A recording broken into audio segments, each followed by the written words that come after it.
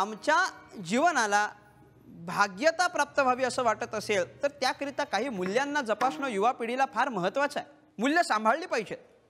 मूल्य जर सांभाळली नाहीत तर ती मूल्य शिकवण्याकरिता आजच्या या शिक्षण आयोगाला आपल्याला एक विषय घालावा लागला, मूल्य शिक्षण. पूर्वीच्या काळी मूल्य नव्हती का? होती. पण पूर्वीच्या काळी मूल्य सांभाळणारे, परंपरा सांभाळणारी लोकही होती. आज त्या परंपराच राहिल्या नाहीत, म्हणून मग मूल्य सांभाळण्याकरिता मूल्य शिक्षण घालावं लागतं. ती मूल्य आम्हाला सांगावी लागतात.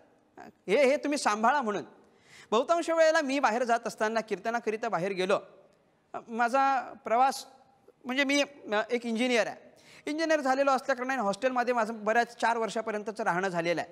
दुसऱ्या जिल्ह्यामध्ये जाऊन राहिलेलो आहे. त्याच्यामुळे ज्या वेळेला माझ्या हॉस्टेलमधल्या सगळ्या मित्रांना कळलं की मी कीर्तन करतो, तेव्हा कीर्तन म्हणजे काय हाच मोठा प्रश्न त्यांना होता. मग त्यांनी मला प्रश्न केला, काय कीर्तन म्हणजे काय? मग कीर्तन म्हणजे काय हे सांगत असताना त्यांना सांगितलं, कीर्तन हे सांगण्याची गोष्ट नाही, कीर्तन ही ऐकण्याची गोष्ट आहे, चला सोबत. मग काय करायचो आम्ही, हे गमतीने मी सांगत असतो. हे मी कीर्तनाला जायला लागलो की मी तयार होणार, आणि मी तयार झालो की परिसरात कीर्तन असलं की आजूबाजूचा एखादा टेम्पो नाहीतर एखादी इको किंवा एखादी मिनिडोर वगैरे अशा गाड्या मागवायच्या, आणि मी एकटा आणि माझ्यासोबत हे काही 10-15 हॉस्टेलमधले तरुण सगळे कीर्तनाला. बरं, त्यांना त्यातलं काही कळत नाही, परंतु तरीही डोक्यावर टोपी आली की बरं वाटतं. म्हणजे ही मूल्य चांगली आहेत हे त्यांनाही माहिती आहे, फक्त ती रुजवण्याकरिता काहीतरी केलं पाहिजे, म्हणून मूल्य शिक्षणाची आवश्यकता पडते.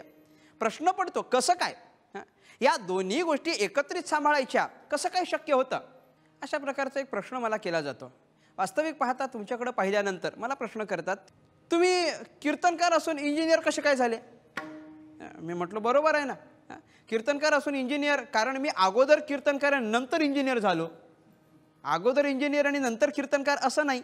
अगोदर कीर्तनकार आहे, वयाच्या 7व्या वर्षापासून कीर्तन आहे, म्हणजे कीर्तनाच्या शाळेतलं ॲडमिशन माझं अगोदरचं आहे आणि इंजिनिअरिंगचं ॲडमिशन माझं नंतरचं आहे.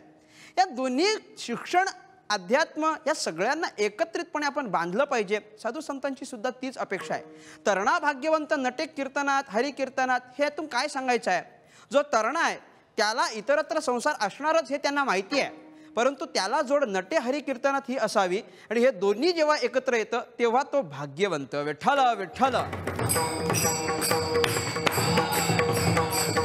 विठ्ठल विठ्ठल विठ्ठल. एक सर्वसामान्य मनुष्य ज्या वेळेला परमार्थाच्या मार्गामध्ये येतो किंवा अध्यात्माचं क्षेत्र स्वीकारतो, परमात्म्याची भक्ती हे साधन स्वीकारतो, हे सगळं स्वीकारल्यानंतर त्याला भाग्यवंत बनण्याकरिता काय करावं लागेल त्याचं उत्तर तुकाराम महाराज देतात. अभंगाचं पहिलं चरण. भाग्यवंत म्हणोत या, भाग्यवंत म्हणोत या, भाग्यवंत म्हणोत या, भाग्यवंत म्हणोत या. शरण गेले पंढरीराया, शरण गेले पंढरीराया, तरले तरती हा भरवसा, तरले तरती हा भरवसा. शरण गेले पंढरीराया, शरण गेले पंढरीराया, तरले तरती हा भरवसा, तरले तरती हा भरवसा.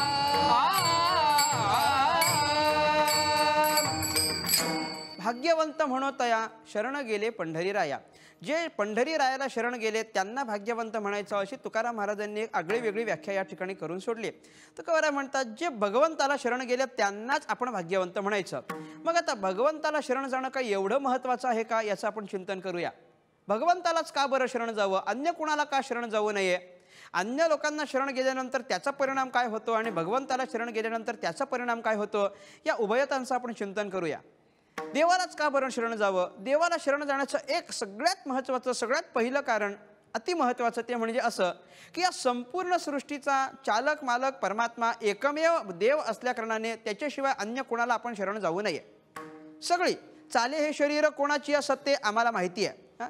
तैसा हृदयामध्ये मी रामू, असता सर्व सुखाचा आरामू, म्हणजे प्रत्येकाच्या हृदयामध्ये तो भगवान परमात्मा आहे हे आम्हाला ठाऊक आहे. एरवी सर्वांच्या हृदय देशी हे आम्हाला माहिती आहे. म्हणजे काय, आम्हा सर्वांना चालवणारं तत्व हे परमात्म तत्व आहे हे आम्हाला माहिती आहे, किंबहुना परमात्म तत्वाशिवाय अन्य कुणाला काहीच किंमत नसते हे वेळोवेळी सिद्ध होत असतं. गमतीने मी एक दृष्टांत सांगत असतो. झालं काय, वैकुंठ लोकामध्ये भगवान परमात्मा लक्ष्मी मातेसोबत बसलेले आहेत आणि दोघंही एकत्र बसलेले असताना त्यांची चर्चा अशी सुरू होती की सध्या मृत्यू लोकामध्ये महत्त्व जास्त कुणाला आहे, लक्ष्मीला जास्त महत्त्व की देवाला जास्त महत्त्व, असा त्यांचा चर्चेचा विषय आहे. आणि त्या विषयासंबंधी बोलत असताना लक्ष्मी माता बोलते, देवा तुम्हाला खरं सांगू का? म्हणे सांगा. त्याचं असं झालं ना, सध्या मृत्यू लोकामध्ये तुम्हाला काही किंमत राहिलेली नाही. कोण म्हणताय? कुणाला म्हणाली? देवाला. म्हणे तुम्हाला काही किंमत राहिलेली नाही. भगवान परमात्मा म्हणतो, असं कसं काय तुम्ही बोलू शकता? अहो मी जर सोडलं तर दुसऱ्या कुणाला काही किंमत आहे का? माझं सोडून दुसरं कुणाचं काही होत नाही, माझ्याकडूनच जावं लागतं तेव्हाच होत असतं. लक्ष्मी माता म्हटले, हे सगळं बरोबर आहे, पण हे पूर्वी होतं, आता नाही राहिलं. म्हटले कशावरून?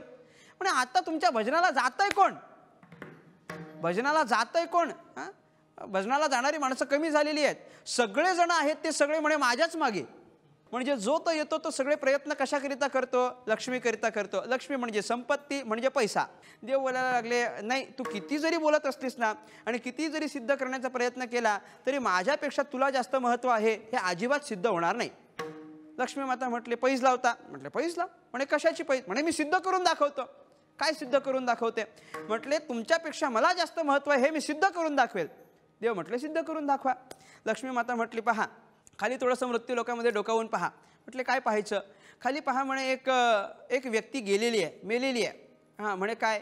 त्याची अंतयात्रा निघालेली आहे, आपण ज्याला प्रेतयात्रा म्हणतो. 4 जणांनी त्याला खांद्यावर घेतलेलं आहे. काही 150, 200, 300 माणसं त्याच्या मागे पुढे चाललेली आहेत. कुणाच्या खांद्यावर मडका आहे, कुणाच्या हातामध्ये काय आहे, हे सगळं तुम्ही पाहून घ्या. भगवान परमात्मा म्हटलं हां दिसलं, आता काय?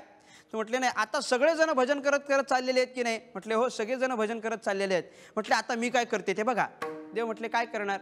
लक्ष्मी मातेने काय केलं, वरून काही सोन्याच्या मोहरा घेतल्या आणि त्या सोन्याच्या मोहरा अशा मृत्यू लोकांमध्ये जिथे प्रेतयात्रा चालली होती ना तिथे टाकायला सुरुवात केली. आता जशा त्या सोन्याच्या मोहरा खाली पडायची सुरुवात झाली तसं प्रत्येकजण कुठं जायला लागला? सगळ्या त्या वरून पडणाऱ्या लाल लाल 2000च्या नोटा गोळा करायला सगळेजण पळायला लागले. ते नोटा गोळा करण्याकरिता, मोहरा गोळा करण्याकरिता सगळेजण पळायला लागले. बरं ज्यांनी त्या 4घांनी ज्यांनी त्याला खांद्यावर धरलं होतं ना त्यांनी त्याला खाली ठेवलं आणि तेही यातही काही नवल नाही, भजन करणाऱ्यांनी टाळपकवात बाजूला ठेवले आणि ते पण ते मोहरा गोळा करण्याकरिता म्हणून निघून गेले. हा सगळा प्रकार बघितल्यानंतर लक्ष्मी माता देवाला बोलायला लागली, देवा पाहिलं का? म्हटले काय?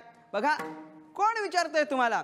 अहो सगळेजण मोहरा गोळा करायला आले, तुम्हाला विचारतंय कोण? प्रत्येकजण माझ्या मागे आहे.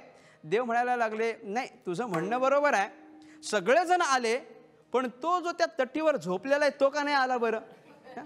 तोही यायला पाहिजे होता ना, तो का नाही आला?